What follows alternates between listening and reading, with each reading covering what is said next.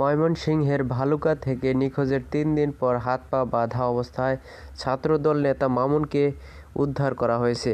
বর্তমানে তিনি হবিগঞ্জের বাহুবল উপজেলা স্বাস্থ্য কমপ্লেক্সে চিকিৎসাধীন অবস্থায় রয়েছেন বলে জানিয়েছে পুলিশ।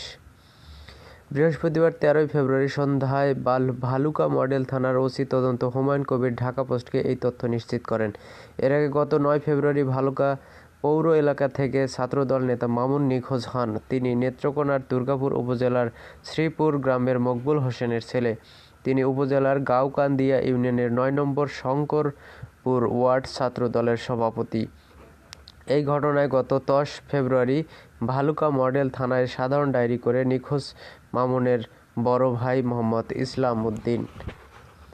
জানা যায়, বৈষম্যবিরোধী ছাত্র আন্দোলন শুরু হলে নেত্রকোনার দুর্গাপুরে পুলিশি হয়রানির কারণে ভালুকা এলাকায় রোমান কম্পোজিট মিলে চাকরি করেন মামুন। ভালুকাতেই তিনি বৈষম্যবিরোধী ছাত্র আন্দোলনে অংশ নেন। ফলে ভালুকার জামিরদিয়া এলাকায় সমন্বয়ক হিসেবে বিভিন্ন আন্দোলনে তার অংশগ্রহণ ছিল। এরই মাঝে গত ৪ আগস্ট বৈষম্যবিরোধী আন্দোলনে সারা দেশে যখন উত্তাল, সেই দিন মামুন তার সহকর্মীদের সঙ্গে নিয়ে আন্দোলন করতে রাস্তায় নেমে আসেন।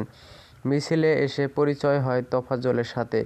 ওই দিন সন্ধ্যায় গাজীপুরের জৈনাবাজার এলাকা থেকে হাজার হাজার ছাত্র জনতা ও শ্রমিকরা ঢাকা ময়মনসিংহের সিংহ সড়কে হয়ে ময়মনসিংহের দিকে আসার পথে ভালুকা উপজেলার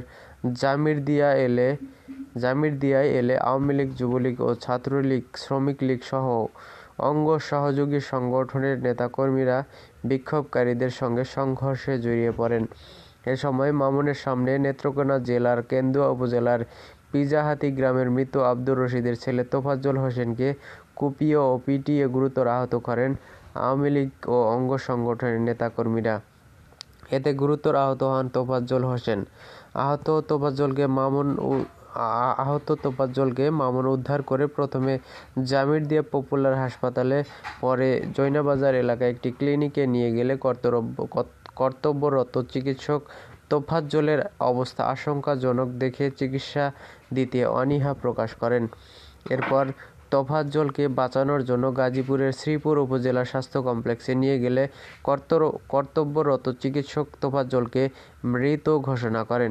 এসব ঘটনার প্রত্যক্ষ সাক্ষী ছাত্রনেতা মামুন।